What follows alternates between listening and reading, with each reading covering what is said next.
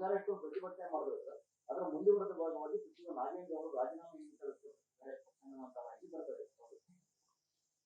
ನೋಡಿ, ಅವರು ವಿರೋಧ ಪಾರ್ಟಿಯವರು ಮಾಡ್ತಾ ಇದ್ದಾರೆ.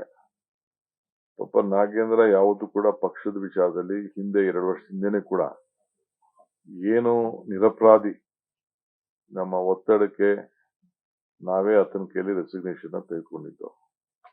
ಯಾವತ್ತೂ ಕೂಡ ಪಕ್ಷದ ಒಬ್ಬ ಶಿಸ್ತಿನ ಸಿಪಾಯಿ, ಅವರ ನಾಯಕತ್ವದಲ್ಲಿ ನಮ್ಗೆ ಅಪಾರವಾದಂತಹ ವಿಶ್ವಾಸ ಇದೆ.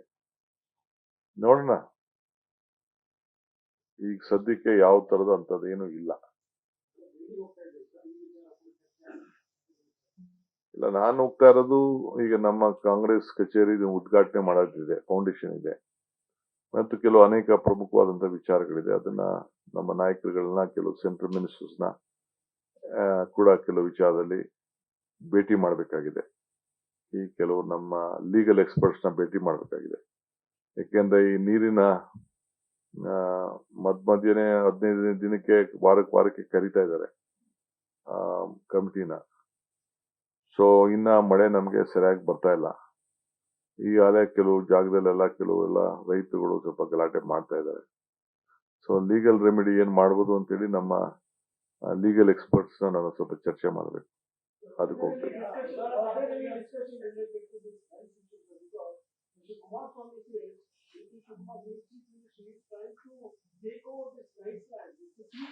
I think he is trying to take it over. I think he may be part of that. I don't know about it. What information he has, I don't know. I think he may be trying to take over it. Let him enjoy it.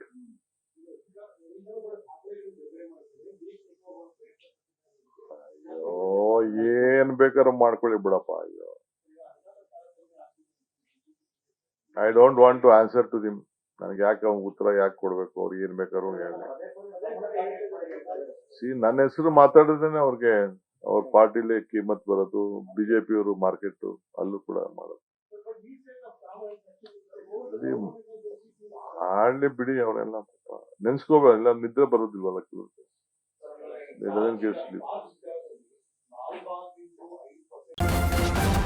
News first, ನಿರ್ಭೀತಿಯಿಂದ ನಿಮ್ಮ ಪರವಾಗಿ.